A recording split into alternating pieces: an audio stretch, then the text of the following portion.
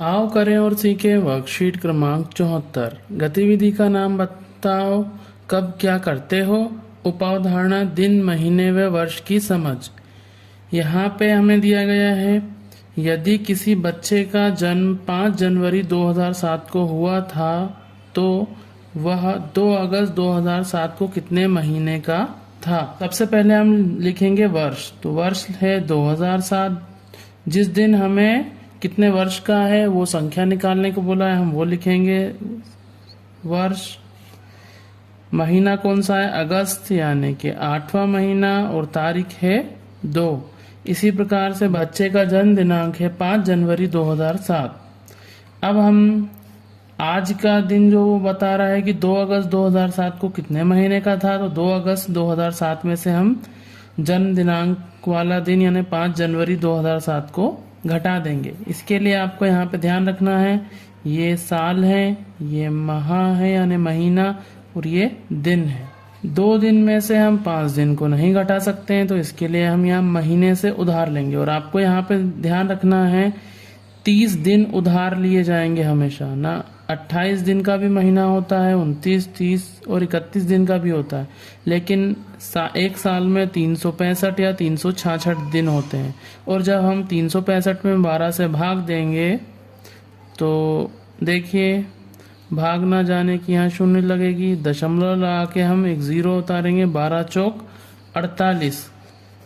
यहाँ पे औसत दिन जो हैं वो 30 से कम या 30.4 आ रहे हैं, तो इसलिए हम यहाँ पे एक महीने में जो दिन दिए जाएंगे उसकी संख्या को 30 लेंगे। तो यहाँ पे देखिए 30 दिन यहाँ से उधार दे गए, तो 2 दिन पहले के हैं, 30 दिन उधार मिले, 30 और 2 32। तो यहाँ पे 32 में से 5 को हम घटाएंगे तो ये आएगा 27 दिन। यहाँ पे बच्चे 7 महीने, 7 में से 1 को घटाया तो 6 माह, और यहाँ पे 0 आ जाएगा। तो 2 अगस्त 2007 को बच्चा 6 महीने और 27 दिन का हो जाएगा, इसको हम लिख लेते हैं। अब वह कितने वर्ष का है, तो आज की दिनांक में अब वो बच्चा कितने वर्ष, तो ये ज्ञात करने के लिए हम आज का दिनांक लिखेंगे जो कि है 2022। महीना चल रहा है 10वां यानी अक्टूबर, और आज तारीख है 4। और बालक का जन्म दिनांक कितना है उसको हम घटा देंगे, 2007, 5 जनवरी 2007। तो ये है आज का दिन, ये है जन्म दिनांक, इसको हम घटा देंगे।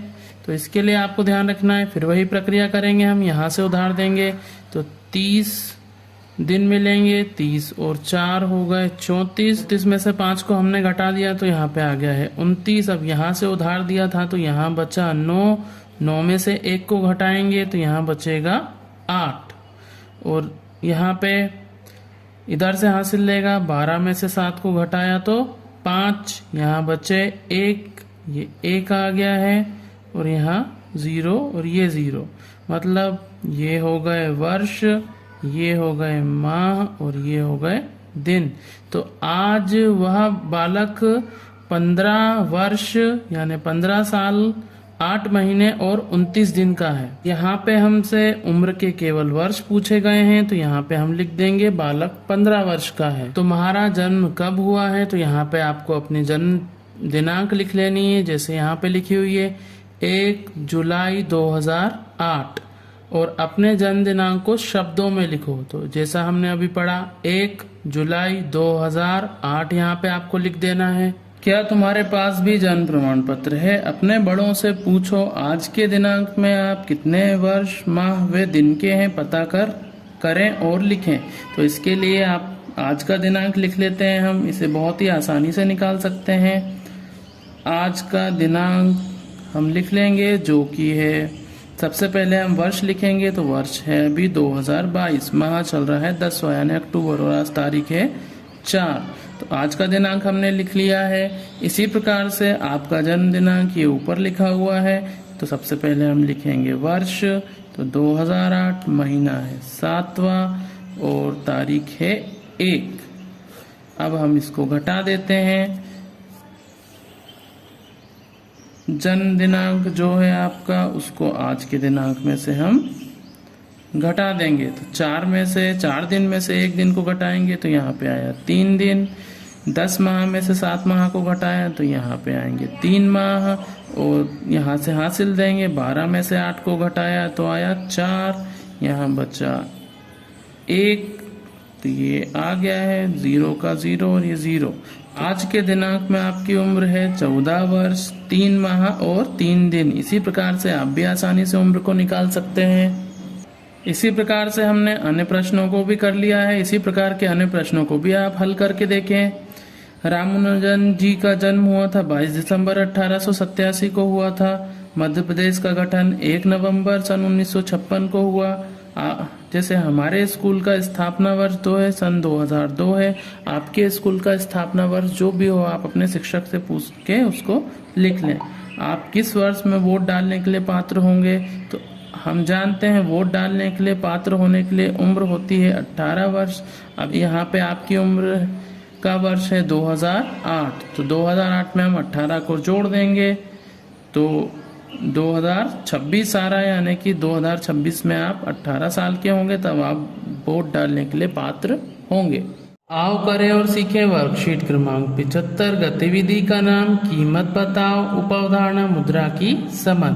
यहाँ पे हमें एक उदाहरण दिया गया है जिसमें हमें 100 के 2 नोट दिए, यानी 200, 10 का 1 नोट दिया है, यानी 210 और 5 खुले सिक्के दिए हैं, तो 210 और 5 215 रुपये यहाँ लिखा है। इसी प्रकार से विद्यार्थी यहाँ पे नोटों को देखें और उनको गिने।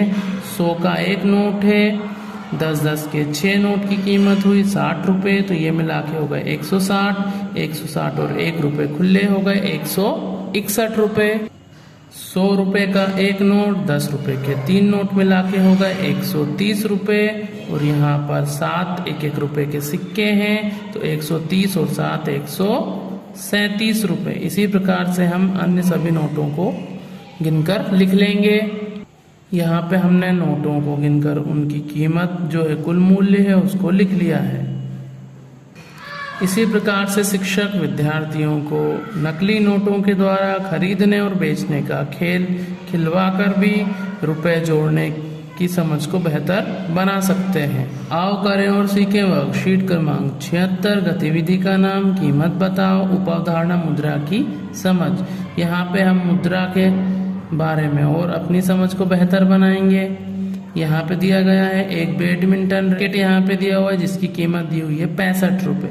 अब यहाँ पर आपको कुछ नोट और कुछ सिक्के दिए गए हैं, इसमें से आपको 65 रुपये बताने हैं कितने होंगे, उन पर घेरा लगाना है। 10 रुपये के 6 नोट लेंगे हम, तो 60 रुपये और 5 खुले सिक्के, तो ये हो गया 65 रुपये। इसी प्रकार से कार की कीमत है 75 रुपये, तो 10 के 7 नोट लेंगे जिसकी मूल्य है 70 रुपये, और 5 खुले सिक्के, तो दोनों मिला के हो गए 75 रुपये। रिक्त स्थान भरिए। 5 रुपये के 8 नोट की कीमत कितनी होगी, तो 5 रुपये के 8 नोट लेते हैं हम, तो इन दोनों का गुणा करेंगे, 8 पंजे 40 रुपये। इसी प्रकार से 10 रुपये के 6 नोट अगर लेते हैं तो उनका मूल्य कितना होगा, तो 10 रुपये के 6 नोट यानी कि उनका मूल्य होगा 60 रुपये। 25 पैसे के 3 सिक्कों की कीमत होगी 25 तिया 75 पैसे। 20 पैसे के 4 सिक्कों की मूल्य कितना होगा, तो 20 पैसे का गुणा करेंगे 4 के साथ, तो 20 चौक 80 पैसे। इसी प्रकार से 50 पैसे के 2 सिक्के लेते हैं तो उसकी कीमत हमें बतानी है रुपए में कितनी होगी। तो 50 पैसे के 2 सिक्के लेंगे हम, तो उसका मूल्य होता है 100 पैसे, और 100 पैसे बराबर होता है 1 रुपए के, तो यहाँ पे आएगा 1 रुपए। और अगर पैसे में पूछा होता तो हम लिख देते 100 पैसे। 25 पैसे के 3 सिक्के मिलाकर होगा 75 पैसे, तो यहाँ पे आ जाएगा 75, यहाँ पे कुछ भी नहीं। 2 रुपए के 7 नोट, तो 2 सत्ते 14 रुपए, तो यहाँ रुपए में आ जाएगा 14, और पैसे में आएगा कुछ भी नहीं, 14 रुपए होंगे। 5 रुपए का 1 सिक्का, तो 5 रुपए का 1 सिक्के की कीमत होगी 5 रुपए। 20 रुपए के 2 नोट, तो 20 रुपए के 2 नोट का मूल्य होगा 40 रुपए। अब हमें यहाँ पे दिया गया है रोजी के पास कुल कितने रुपए और पैसे होंगे, हमें इसको जोड़ना है, तो हम इसको जोड़ लेते हैं। ये 5 का 5 ही आएगा, 7 का 7 आएगा, 5 और 4 9 रुपए,